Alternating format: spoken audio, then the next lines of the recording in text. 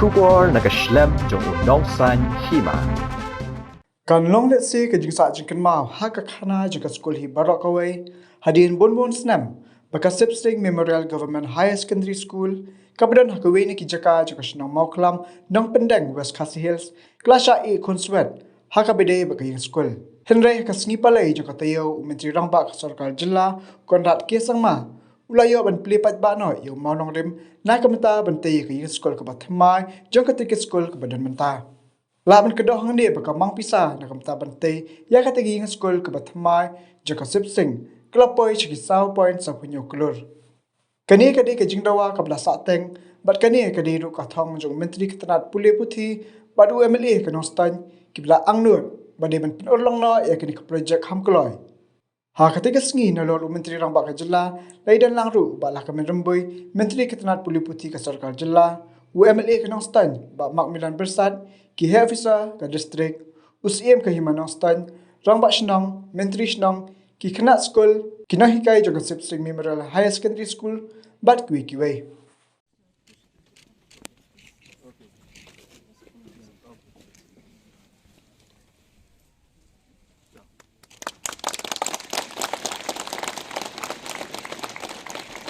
Joy that we feel is much more than words can say. We'll make this moment to be cherished day by day. I'd like to thank God Almighty for blessing us with this wonderful and a beautiful day. And it is through His blessings that we are all gathered here to be part of this foundation laying ceremony for the new building for the higher secondary school.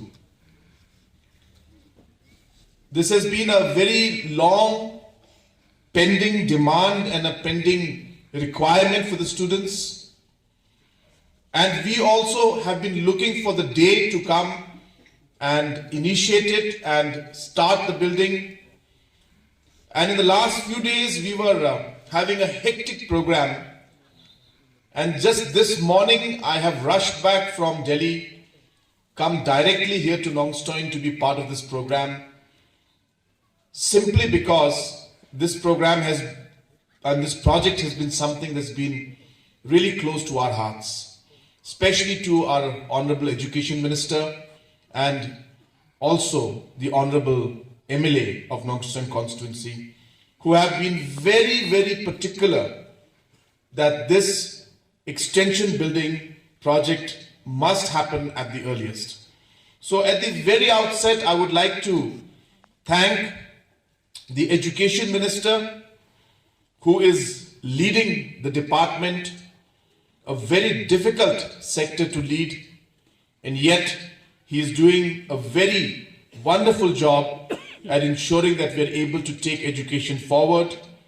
And would like to thank especially our Honorable MLA, who has been persistent and relentless, I should say, in ensuring that this project went through. So therefore, I must congratulate and thank both of them for all their efforts. And we have been saying this not just in programs like these, but we have been saying it from the day we have formed the government. And while we say that education is one of the most important sectors for us, it's not just simply saying it, but our actions have also shown that we have given one of the top priorities to education. Whether starting off with the education policy, which is the primary document that guides us as to where we are going, what we want to achieve, and how we want to do it. Without a policy, it's like having no blueprint or no plan for a building construction. You need the plan first. And therefore, we started off with the education policy. And based on this policy that we created, we started creating and putting infrastructure. And when we talk of infrastructure, we need funds to do it. We committed as a government and gave the necessary funds to construct more than 300 to 400 schools all over the state, to construct a large number of colleges everywhere, to ensure that almost every higher secondary school in the state today has a new building. It has been very, very tough, I must tell you, especially with COVID and the different financial constraints we faced. It was not easy for us to do it.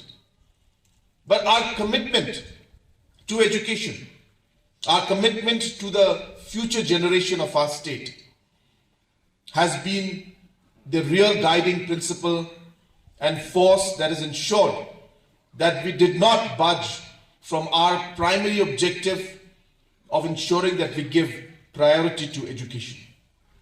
Whether we had a lot of political challenges, but our intent was clear. We knew that we had to do certain things for the interest of the students. We can't have continuous basis casual teachers every 3 months being changed. A lot of political pressure was on us, but we went ahead with it because we knew that we were doing the right thing. And even today, there are a lot of challenges. I'm not saying education department, we have managed to resolve everything. No. There are many challenges ahead of us. I know a lot of people still point fingers at us and try to generalize and say, why aren't we paying the salaries of teachers?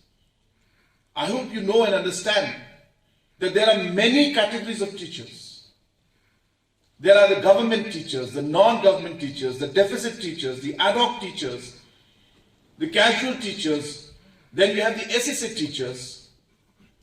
Almost in all the sectors, 90% of the teachers who teach, whether it's the deficit, ad hoc, government, non-government, college, schools, LP, upper primary, higher secondary, in all these, we are able to give the salaries on time. But we do face challenges when it comes to SSA because 90% of the fund comes from central government. But then yes, there are situations where people try to generalize it. I want to clarify to the people of the state that it is not fair to generalize all and say that government is not able to pay salaries of teachers. 90% of the teachers are getting the salaries on time, the ones that the state government is supposed to pay. But yes, SSA is a challenge for us, not because we don't want to. The number is large and 90% of it comes from central government. He's almost like a principal of a school. A lot of people don't like him because he's too tough sometimes. But you have to realize that a principal sometimes needs to be tough because there are tough decisions to make. That does not mean that the principal doesn't want to do good things. To discipline students and to discipline a system, you need to make tough decisions. And that is the reason why people have given us this responsibility today to be here and sometimes take tough decisions which may not be easy, may have political ramifications, but yet knowing in our hearts and in our mind that we are doing what we think is good for our children, what we think is good for the system, we are going ahead with those decisions. So therefore, I'm hopeful that in the days to come, with investments like these, with the commitment that we see from teachers, from students, from officials, from parents, I'm sure that we will be able to take the education sector to greater heights. And we can only do it if all of us work together and ensure that we all fulfill our responsibilities and duties with full commitment.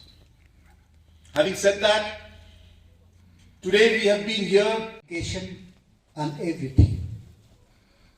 It is because of him, his farsightedness, that we could see that everywhere, not only Nongstoy, that things are happening, things are moving, and things are being experienced by each one of us, be the farmer, be the traders, be the entrepreneur, be the anybody.